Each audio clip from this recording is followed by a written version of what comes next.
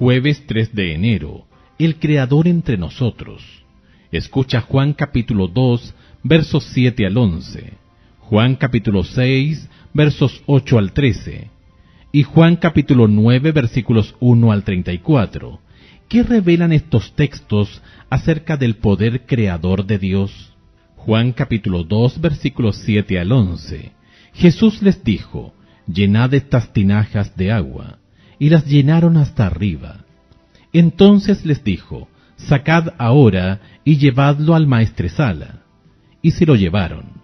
Cuando el maestresala probó el agua hecha vino, sin saber él de dónde era, aunque lo sabían los sirvientes que habían sacado el agua, llamó al esposo y le dijo: todo hombre sirve primero el buen vino, y cuando ya han bebido mucho, entonces el inferior, mas tú has reservado el buen vino hasta ahora. Este principio de señales hizo Jesús en Caná de Galilea, y manifestó su gloria, y sus discípulos creyeron en él. Juan capítulo 6, versículos 8 al 13. Uno de sus discípulos, Andrés, hermano de Simón Pedro, le dijo: aquí está un muchacho que tiene 5 panes de cebada y 2 pececillos, mas ¿qué es esto para tantos? Entonces Jesús dijo: haced recostar la gente. Y había mucha hierba en aquel lugar, y se recostaron como en un número de 5,000 varones. Y tomó Jesús aquellos panes, y habiendo dado gracias, los repartió entre los discípulos, y los discípulos entre los que estaban recostados, asimismo de los peces, cuanto querían. Y cuando se hubieron saciado, dijo a sus discípulos: recoged los pedazos que sobraron, para que no se pierda nada. Recogieron pues, y llenaron 12 cestas de pedazos, que de los 5 panes de cebada sobraron a los que habían comido. Juan capítulo 9, versículos 1 al 34.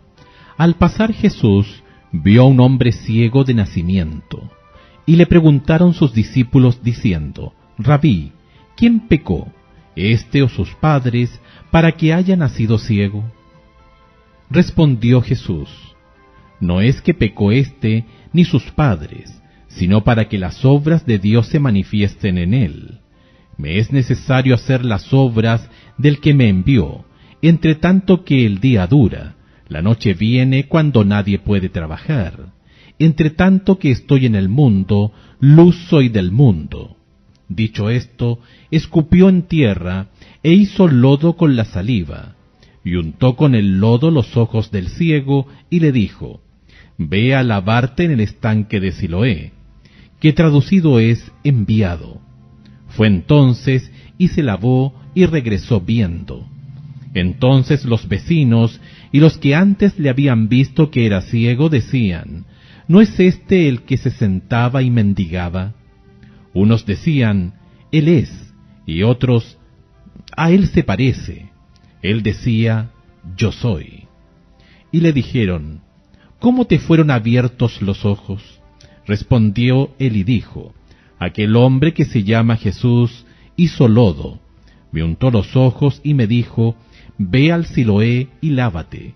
Y fui y me lavé y recibí la vista. Entonces le dijeron: ¿dónde está él? Él dijo: no sé.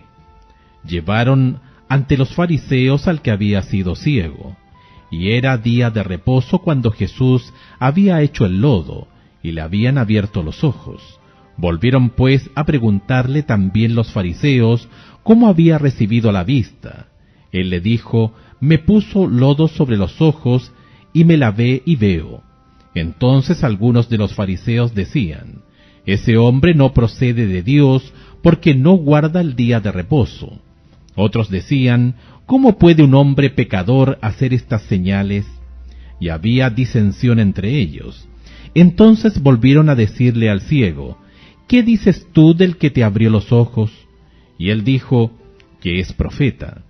Pero los judíos no creían que él había sido ciego, y que había recibido la vista, hasta que llamaron a los padres del que había recibido la vista, y le preguntaron diciendo: ¿es este vuestro hijo, el que vosotros decís que nació ciego?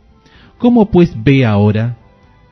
Sus padres respondieron y le dijeron: Sabemos que este es nuestro hijo y que nació ciego, pero como ve ahora no lo sabemos, o quien le haya abierto los ojos, nosotros tampoco lo sabemos. Edad tiene, preguntadle a él, él hablará por sí mismo. Esto dijeron sus padres porque tenían miedo de los judíos, por cuanto los judíos ya habían acordado que si alguno confesase que Jesús era el Mesías, fuera expulsado de la sinagoga. Por eso dijeron sus padres: Edad tiene, preguntadle a él. Entonces volvieron a llamar al hombre que había sido ciego y le dijeron: Da gloria a Dios, nosotros sabemos que ese hombre es pecador. Entonces él respondió y dijo: Si es pecador, no lo sé. Una cosa sé, que habiendo yo sido ciego, ahora veo. Le volvieron a decir: ¿Qué te hizo? ¿Cómo te abrió los ojos? Él le respondió: Ya os lo he dicho, y no habéis querido oír. ¿Por qué lo queréis oír otra vez? ¿Queréis también vosotros haceros sus discípulos? Y le injuriaron y dijeron: Tú eres su discípulo, pero nosotros discípulos de Moisés somos.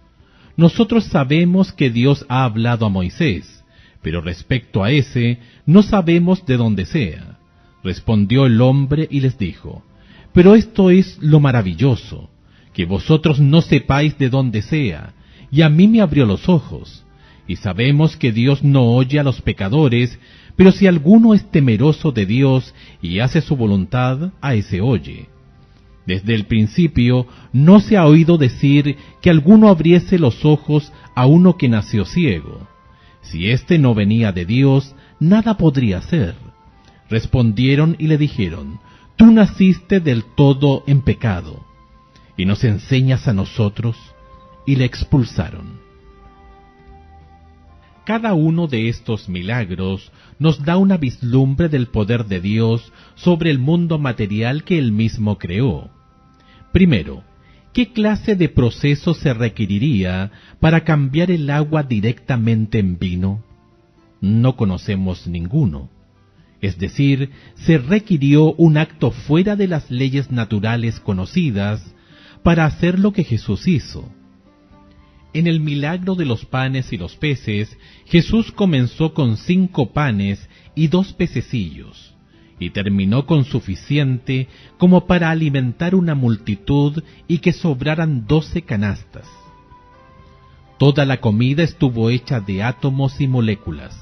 Al final, hubo muchos más átomos y moléculas de comida que cuando Jesús comenzó a alimentar a la multitud. ¿De dónde vinieron las adicionales, sino de la intervención sobrenatural de Dios? Además, ¿qué cambios ocurrieron al ciego cuando fue sanado? Era ciego de nacimiento, por eso su cerebro nunca había sido estimulado para formar imágenes de los mensajes enviados a través del nervio óptico. Así, su cerebro tenía que ser reprogramado para procesar la información entrante, formar imágenes e interpretar su significado. Además, había algo mal en el ojo mismo.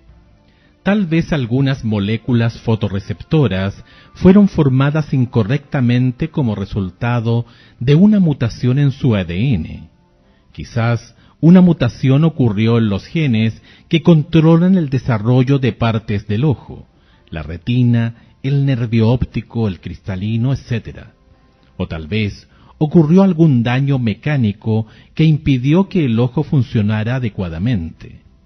Cualesquiera fueran los detalles de la ceguera del hombre, las palabras de Jesús hicieron que se generaran moléculas en los lugares apropiados, receptores funcionales, conexiones neuronales y células cerebrales, de tal modo que la luz que entrara en el ojo formara una imagen, y el hombre tuviera la capacidad de reconocer imágenes que nunca antes había visto.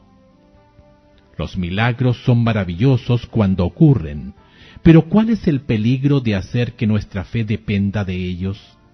Entonces, ¿de qué debe depender nuestra fe?